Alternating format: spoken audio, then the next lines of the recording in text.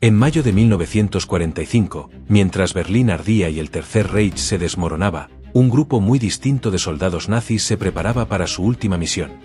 No llevaban armas ni uniformes. Llevaban planos, fórmulas y secretos. Eran los científicos de Hitler.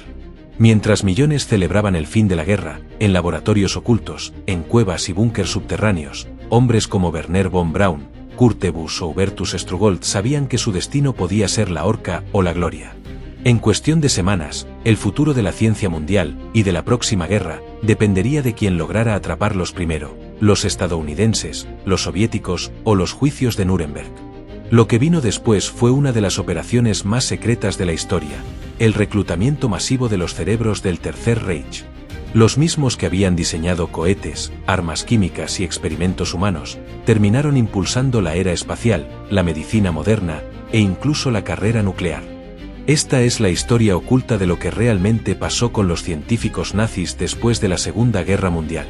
Una historia de poder, redención, silencio y moral gris, donde los vencedores decidieron que el conocimiento valía más que la justicia.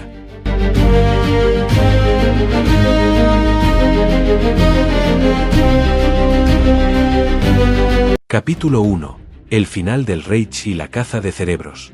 Cuando Alemania firmó su rendición incondicional el 8 de mayo de 1945, miles de científicos, ingenieros y médicos del régimen nazi quedaron en una situación desesperada. Durante años, habían trabajado bajo las órdenes de las SS, el Ministerio de Armamento o la Luftwaffe, desarrollando tecnologías que habían adelantado décadas a su tiempo, misiles balísticos, aviones a reacción, armas químicas y experimentos médicos que rozaban lo inhumano. El miedo era absoluto. La caída del Reich significaba el fin de su protección y el inicio de una persecución inminente. Muchos destruyeron documentos, otros enterraron archivos enteros o los escondieron en monasterios.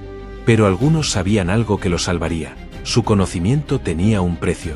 Los aliados, aún en guerra con Japón y enfrentándose al nacimiento del conflicto ideológico entre este y oeste, comprendieron que la ciencia alemana podía cambiar el equilibrio del mundo. En cuestión de días, comenzó una competencia feroz, la caza de cerebros nazis. Estados Unidos, Gran Bretaña y la Unión Soviética enviaron equipos de inteligencia científica a las ruinas de Alemania. No buscaban oro ni obras de arte. Buscaban mentes.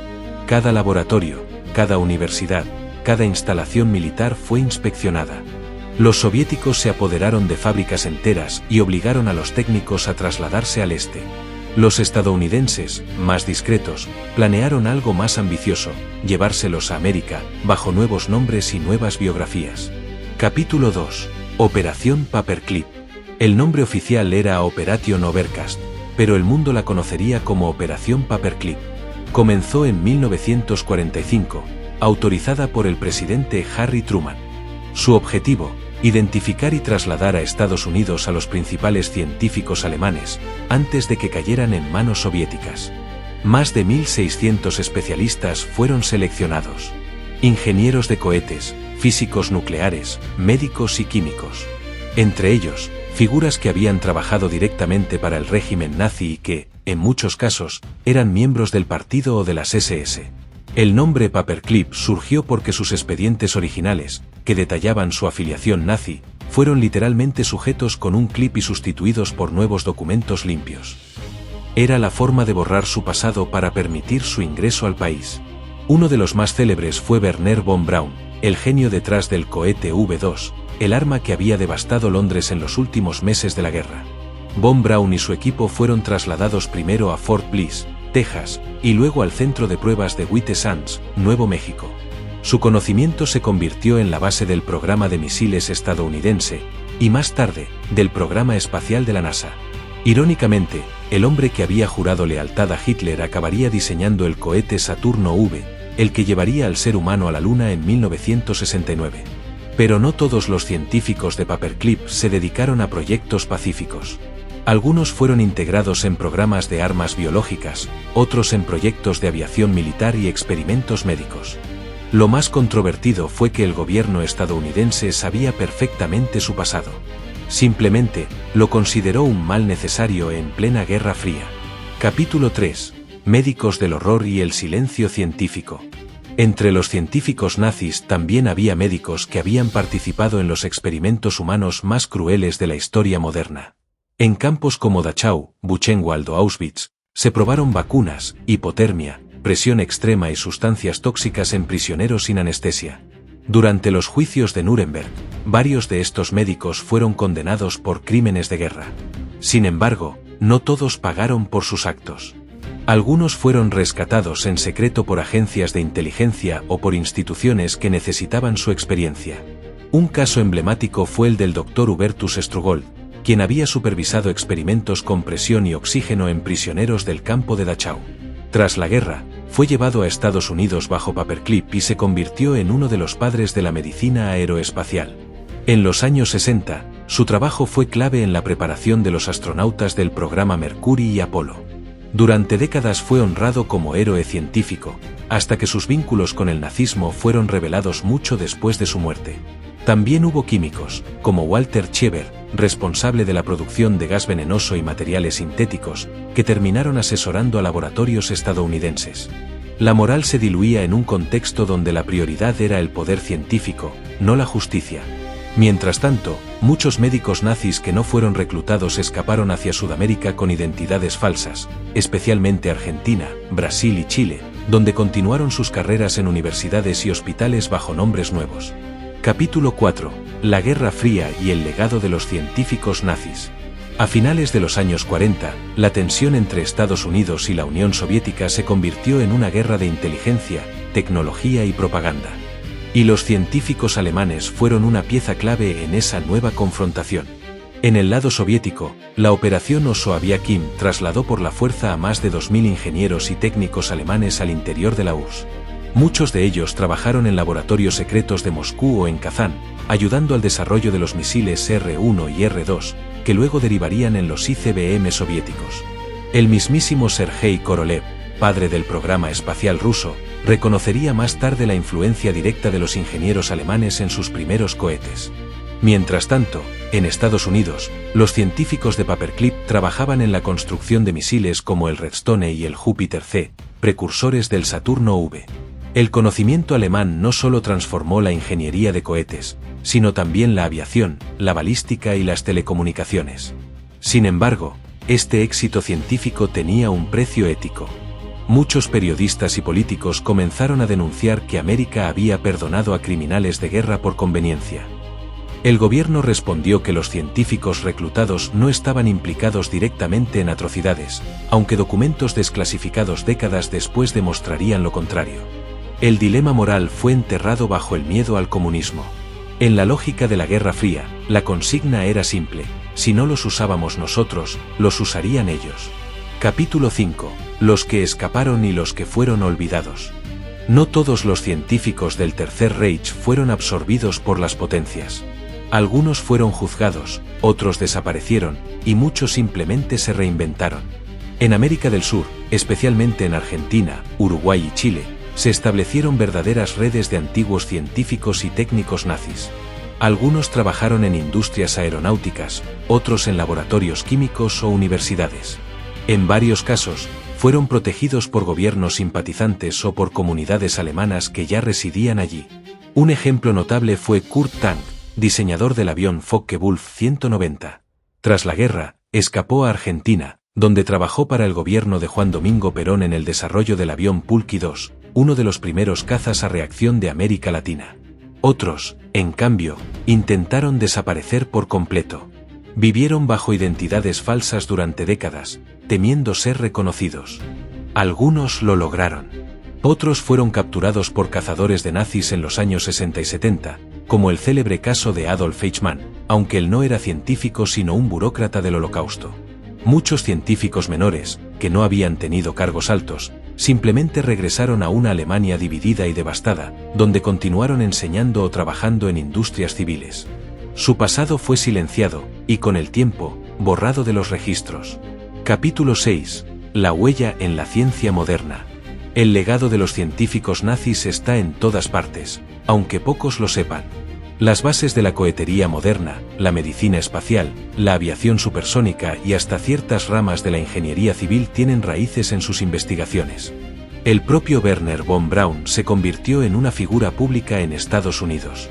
Apareció en programas de televisión, escribió libros y fue homenajeado por la NASA. En su oficina colgaba una foto de sí mismo junto a Walt Disney, con quien colaboró en documentales sobre el espacio. Muy pocos sabían que, 20 años antes, había sido miembro de las SS con rango de Sturmbannführer. En la URSS, varios de los ingenieros alemanes permanecieron durante años trabajando bajo supervisión soviética. Algunos se adaptaron, otros fueron repatriados a Alemania Oriental en los 50. Sus nombres casi nunca fueron mencionados, pero su influencia técnica fue enorme. Incluso en el ámbito médico, las técnicas de presión y oxigenación desarrolladas en los experimentos del Tercer Reich fueron utilizadas, con modificaciones éticas, claro, para diseñar cámaras hiperbáricas y entrenamientos de vuelo. Es un legado incómodo, donde el avance científico se mezcla con el sufrimiento humano. Hoy, muchos historiadores debaten si el progreso de la posguerra habría sido igual sin ellos. Algunos dicen que sí, que la ciencia habría llegado de todos modos.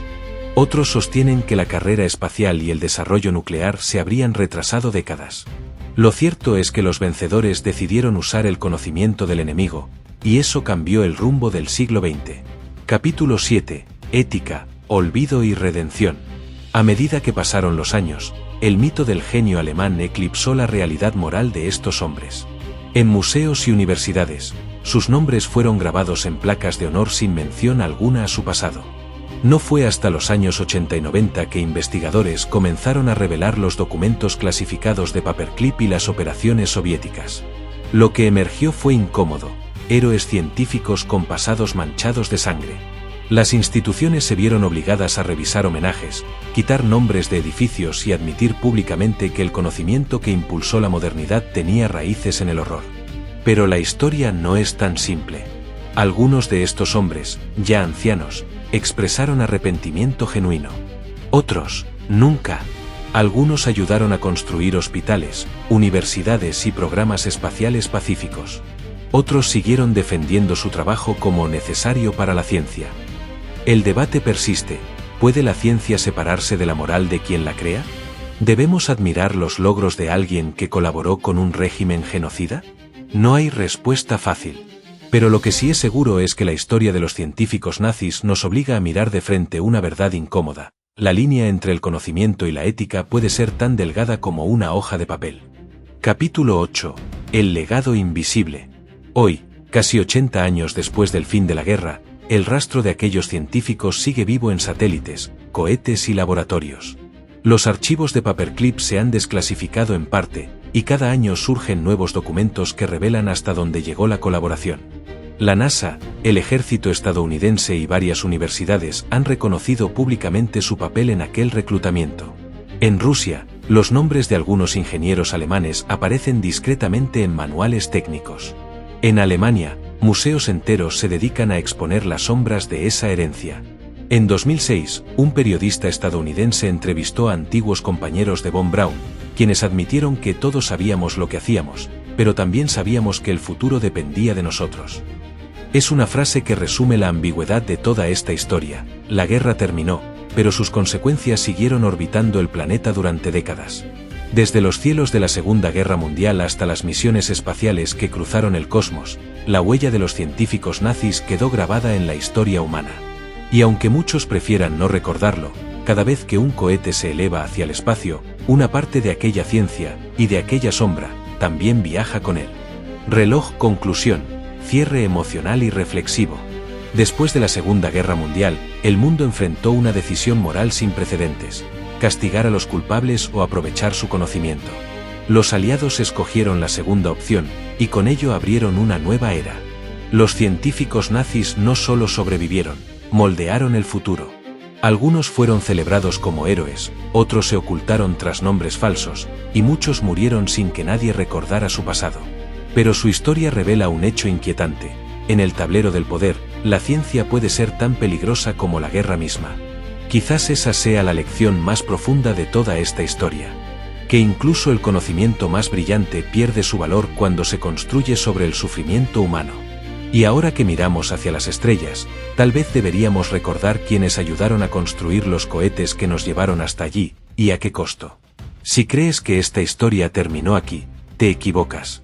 Porque mientras los científicos nazis eran reclutados por Estados Unidos y la URSS, otro grupo de élite nazi desaparecía en secreto con toneladas de oro, obras de arte y tecnología experimental. ¿Dónde terminaron? Esa es otra historia que no querrás perderte.